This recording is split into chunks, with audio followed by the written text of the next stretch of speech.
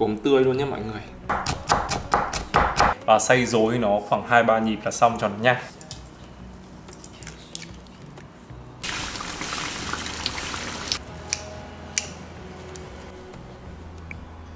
Mọi người có nghe cái tiếng không? Hi, xin chào tất cả mọi người, chào mừng mọi người đã quay trở lại với channel của Gia Đình Cam. Thời gian này thì ở ngoài Hà Nội cũng đã vào mùa thu rồi. Và mọi người biết đấy, mùa thu Hà Nội là một cái mùa mà gây thương nhớ rất là nhiều. Và ngày hôm nay thì mình sẽ làm một món ăn chế biến cùng với cả cốm. Đó, cốm tươi luôn nhé mọi người. Món ăn của chúng ta ngày hôm nay đấy chính là món nem cốm. Các bạn cùng vào bếp làm với cả mình nhé. Trong thành phố Hồ Chí Minh thì mình rất là khó để mà mua được cốm tươi hoàn toàn. Có nghĩa là các cô lấy từ trong thùng ra và bọc luôn trong lá và mình có thể ăn ngay. Mà mình phải mua những cái loại cốm tươi là người ta đã đóng gói bằng lá như thế này, sau đó thì cho vào bịch và hút chân không, và sau đó thì họ sẽ cấp đông mọi người ạ, cấp đông hoàn toàn luôn. Đến khi mọi người ăn thì mọi người sẽ bỏ ra để giã đông ở bên ngoài môi trường tự nhiên từ khoảng tầm 2 đến 3 tiếng là cái cốm này nó sẽ mềm dẻo như bình thường chứ nó không hề bị cứng đâu mọi người ạ. Cho nên là mọi người chú ý nhé, là nếu mà mọi người ăn cốm không hết thì mọi người bao thật kín lại, sau đó để vào trong ngăn đá của tủ lạnh, chứ không phải để ngăn mát nhá. Để trong ngăn mát thì chắc chắn nó sẽ cứng và nó sẽ không mềm ra được đâu. Đây là tất cả những cái nguyên liệu để mình làm món nem cốm này mọi người. Đầu tiên chắc chắn là chúng ta sẽ phải có cốm rồi. Tiếp theo là sẽ có thịt xay, thịt nạc xay, mộc nhĩ, nấm hương không thể thiếu được trong món nem. Mình sẽ xài một ít cà rốt này, củ đậu, trứng, hành và hành lá. Nêm ở đây thì chỉ có tiêu và bột nêm. Ngoài ra thì mình sẽ có cả miến và bánh đa nêm để cuốn. Đầu tiên với cà rốt là mọi người có thể thái chỉ hoặc là mọi người có thể thái nhỏ tùy thôi. Ở đây thì mình sẽ thái chỉ thật là mỏng ra.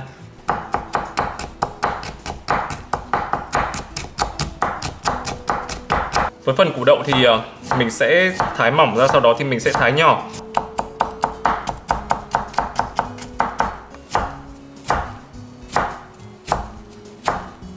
Với phần hành khô này thì mình cũng sẽ thái mỏng ra là được. Hành rất là thơm luôn mọi người ạ. Hành lá thì mình cũng sẽ cắt nhỏ. Nhà mình rất thích ăn hành ấy, cho nên là trong nem bọn mình cho khá là nhiều hành. Nguyên liệu tiếp theo sẽ là miến. Miến này thì các bạn ngâm nở, sau đó thì chúng ta sẽ cắt khúc khoảng tầm 1 cm nhé. Các bạn chú ý là khi mà miến ngâm nở xong ấy, thì các bạn phải thật là ráo nước. Tại vì là nếu mà miến nó vẫn còn nước ấy, cho vào nhân một chút nữa dàn cái nem nó sẽ bị bục mọi người. Với phần mộc nhĩ và nấm hương thì mình sẽ cho vào trong cối xay và xay rối nó khoảng 2-3 nhịp là xong cho nó nhanh. Đây, ví dụ như cái mộc nhĩ nào mà to mà lớn như thế này này mọi người xé cho nó nhỏ nhỏ bớt đi. Nấm thì các bạn sẽ vắt khô nước.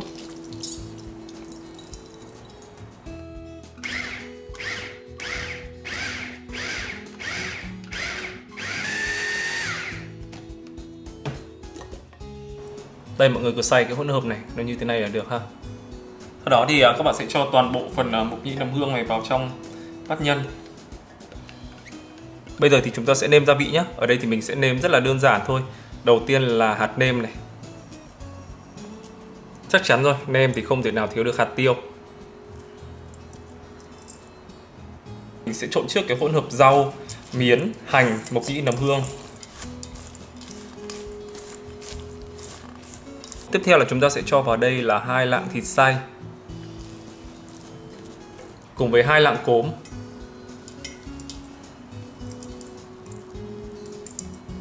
Sau đó thì các bạn sẽ trộn đều lên.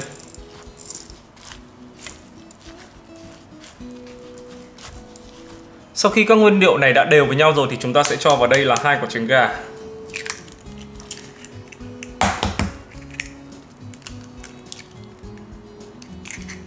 Thì các bạn sẽ trộn đều lên là chúng ta sẽ hoàn thiện được cái phần nhân nem ha. Mọi người thấy không, làm cái phần nhân nem này thì rất là đơn giản đúng không nào? Cũng giống như là chúng ta làm nem cơ bản thôi, nem thịt thôi, nhưng mà các bạn cho thêm cốm vào thì khi mà rán lên ý, ăn ở bên trong nó dẻo dẻo, rất là ngon mọi người ạ. Mọi người có nhớ cái clip mà mình làm nem ở dịp Tết không? Cái nước này là khi mà mình thoa vào bánh đa nem này mọi người, thì mình sẽ thoa là cái nước hàng, cái nước chưng đường, nhưng mà nó sẽ rất là nhạt màu thôi chứ nó không đậm màu như là khi chúng ta kho thịt hay kho cá. Nó chỉ hơi ngả vàng một cái là mọi người đổ nước vào và chúng ta sẽ được cái hỗn hợp nước như thế này. một chút nữa khi mà các bạn rán nem ấy, cái nem nó vàng rất là đều luôn. Mọi người nhớ là khi mà để vào bánh đa nem thì mọi người phải để cái nước này nó nguội hoàn toàn nhé, nó nguội như kiểu nguội nước sôi để nguội để uống ấy thì mọi người mới vào nem, chứ để mà nó nóng quá thì cái bánh đa nem nó sẽ bị nát, nó sẽ bị nhũn. Mình nghĩ gói nem thì bạn nào cũng biết rồi. Cái bánh đa nem hôm nay mình mua ở trong siêu thị ấy, nó hơi cứng đấy, mọi người nghe nó phần phật như thế này luôn ấy, nó hơi cứng một chút cho nên là mình cũng sẽ phải áo nước nó tương đối một chút. Mà áo nước xong ấy là cái loại bánh đa nem này là phải chờ một chút mọi người ạ, để cho nó thẩm thấu, nó ngấm vào trong cái bánh đa nem, sau đó thì chúng ta mới có thể cuốn được. Khi nào đã mềm mà có cái độ dính nhất định rồi nhá, các bạn sẽ lấy một cái lượng nhân vừa đủ, 40-50 gram nhân một chiếc là hợp lý. Và mọi người cứ gói lại như mọi người gói nem bình thường thôi.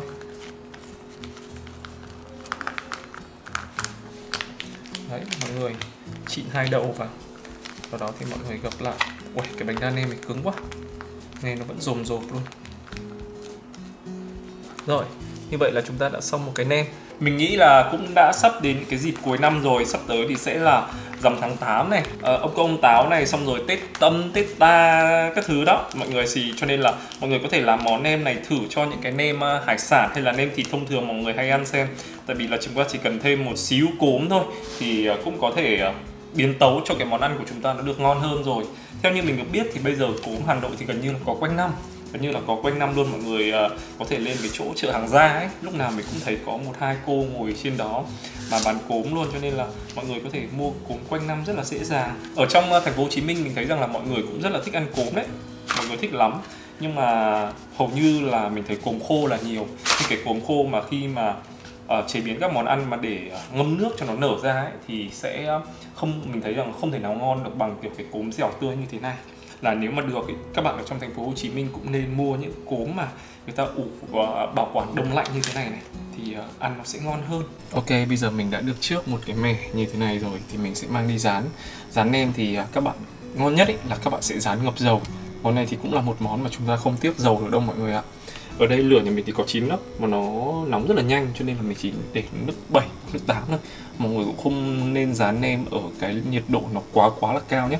Khi mà mọi người rán cái phần mép, cái mí gập nem cuối cùng thì mọi người sẽ cho xuống dưới.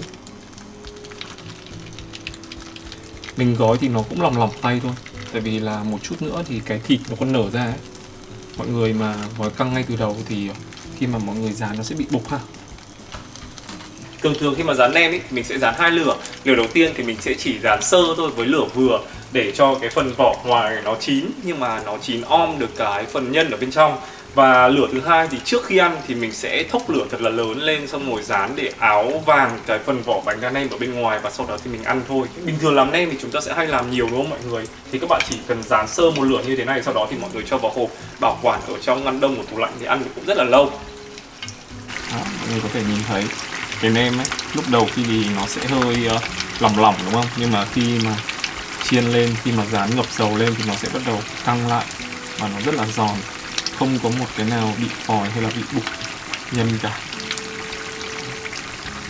Đó, lửa lần 1 thì mọi người rán sơ như thế này là được rồi. Wow, rất là hấp dẫn. Đó, lửa 1 thì mọi người rán sơ như thế này là được ha. Mình sẽ cho sang đây để nó ráo dầu. Khi nào thì mình ăn thì mình sẽ rán lại lửa 2. Rất là hấp dẫn luôn. Bây giờ thì mình sẽ cho nem nghỉ và khi nào ăn thì mình sẽ chiên lại nha. Bây giờ thì mình sẽ qua để mình gói nem tiếp. Ăn nem thì không thể nào thiếu được bát nước chấm ngon đúng không? Bây giờ thì mình sẽ pha bát nước chấm vào trong này nhé mọi người. Đầu tiên là mình sẽ sử dụng một cái thìa canh như thế này để mà mình đong. Mình sẽ sử dụng khoảng tầm 10 thìa canh.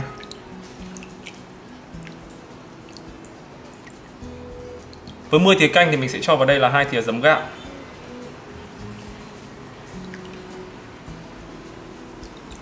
2 thìa canh đường, 2 thìa nước mắm,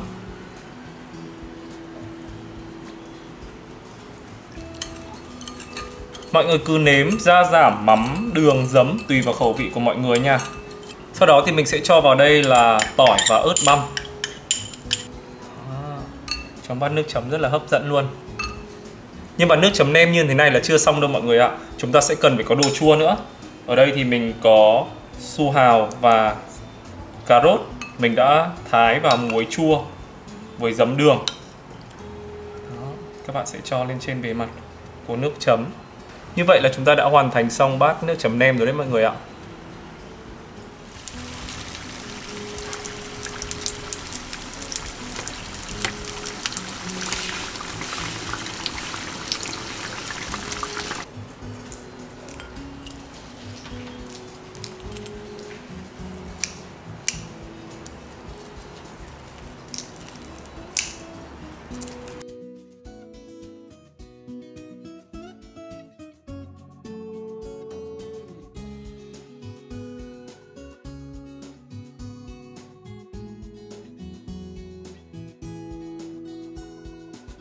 Rồi, như vậy là mình đã hoàn thành xong món nem cốm. Và bây giờ thì mình sẽ ăn thử xem hương vị nó như thế nào nhé. Chấm một bát nước mắm chua ngọt. Rồi, xin mời tất cả mọi người.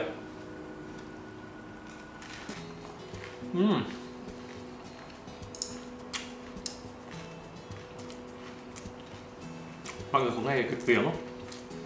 Tại vì cốm ấy là làm từ hạt gạo, cho nên là khi mà các bạn ăn ở bên trong ấy thì sẽ thấy dẻo dẻo, dai dai và thơm thơm. Là cái kết cấu của cái nem ấy nó sẽ dẻo hơn, chứ nó không chỉ đơn giản là giòn ở bên ngoài và tơi rời ở bên trong nữa, mà nó sẽ có độ kết dính ở bên trong. Tại vì là hạt cốm khi mà nóng thì nó sẽ mềm ra mà mọi người, nó sẽ dẻo ra mà. Cái này thì mọi người có thể làm để các thành viên trong gia đình của mình ăn cuối tuần, ăn cùng với cả bún này, hoặc là mọi người có thể làm để mà thắp hương, cũng như là làm ở trong những cái dịp lễ Tết. Mình nghĩ rằng rất là hợp và chúc mọi người thành công với món ăn này nhá. Bất công đó quen thuộc thôi là nếu mọi người thích hãy ấn like này, subscribe, click vào cái chuông và tiếp tục ủng hộ cho gia đình Cam Cam. Mình sẽ quay trở lại với nhiều video nấu ăn hơn nữa. Cảm ơn mọi người rất là nhiều vì đã xem hết video này. Bye bye.